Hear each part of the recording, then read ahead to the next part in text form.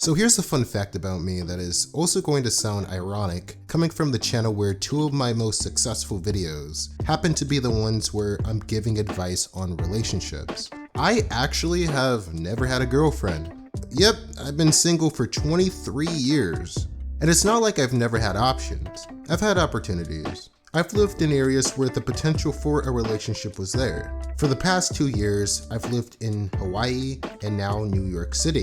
Two places where you see romance everywhere you go.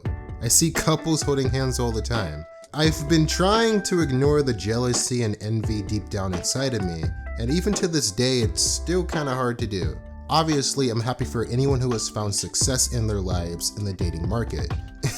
But deep down, even though I don't want to admit it, I want what they have. I want to experience that form of love.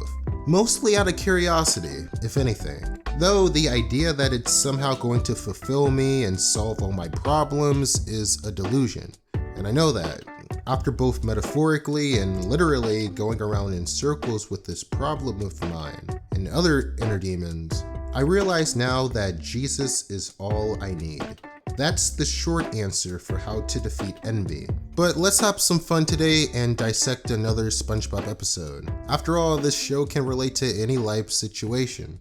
Plankton was originally inspired by the deadly sin of envy.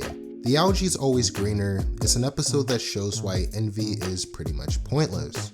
After another humiliating attempt to steal the Krabby Patty secret formula, Plankton becomes envious of Mr. Krabs' success. I wish I could be successful like Mr. Krabs. I wish I could somehow just switch lives with him, just to know what it's like. This is one of those be careful what you wish for stories. I could tell you from personal experience by focusing on a specific thing that you really want on a consistent basis, it's easy to lose touch with reality and start feeling poor and lack. Curses! It's not fair! Krabs is being interviewed by Perch Perkins and I've never even had one customer!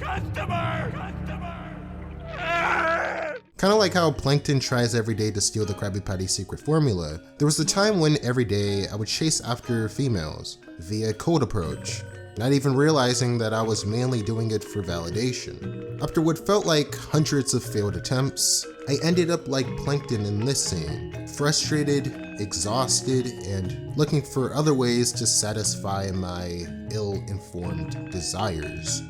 So Plankton gets his wish. He switches lives with Mr. Krabs, and for a brief moment, it's everything he expected it would be. The attention, the answers, the money, it's his lifelong dream finally fulfilled.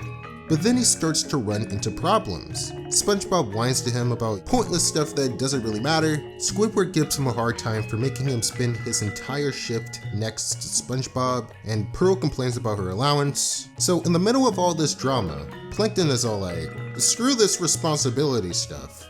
All I wanted was a burger. This episode reminds me of those lyrics from that Billie Eilish song, I Had a Dream. Plankton got everything he wanted, but it quickly turns into a nightmare. Make it stop! If it wasn't already bad enough, he finally gets a taste of his own medicine when Mr. Krabs shows up and tries to steal the formula for his own personal gain. The responsibility, the pressure, the expectations, and the random problems are too much for Plankton to handle, so he decides to quit.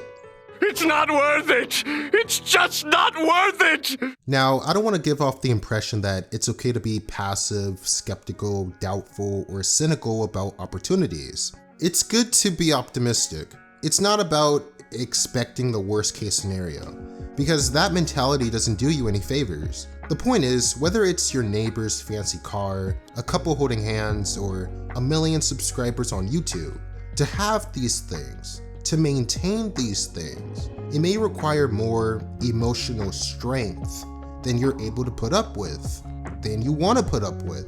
If you could momentarily step into the alternate dimension where you got exactly what you wanted, you might go, actually, you know what? I realize I don't actually want this, at least not right now. That's why you just can't compare your life with anybody else's. So trust in God's plan for your life. This plan can't possibly fail! When I think about my own life, there's so much to be grateful for that most people don't have. This helps me put things into perspective whenever I'm feeling jealous. That's why I say gratitude is the best medicine. I made a whole video dedicated to that very statement, so check it out if you haven't already. I think it's a good watch. This episode ends with Plankton enjoying his holographic meatloaf. He's finally able to see the beauty in his life and truly appreciate it. He realizes that his life isn't so bad, and that quote-unquote dream life that he envisioned is actually something he wasn't ready for. As he said, it's just not worth it. Goodbye, everyone. I'll remember you all in therapy. In conclusion, comparison truly is the thief of joy. Once you start believing that your life is awesome, or at the very least, can still be awesome, you win. You won't have to feel jealous or envious anymore. Because really what envy is greed. We're actually all rich. Abundance is a mindset, not some specific physical item. If you're watching this video, you're rich, and I can prove it. There was this brilliant analogy that I heard recently. Answer this question truthfully. Would you cut off your legs for $1 million? Would you cut them off for $2 million? How about $1 billion? If you're smart, the answer is no. So if your legs are worth more than $1 billion, guess what that means? You're rich. Likewise, your talents, family, health, nature, etc. They're all things that you can invest in to bring more joy into your life. So trust the process. And remember that even though it's not a nice juicy burger, holographic meatloaf is still a one-of-a-kind treat. Thanks for watching.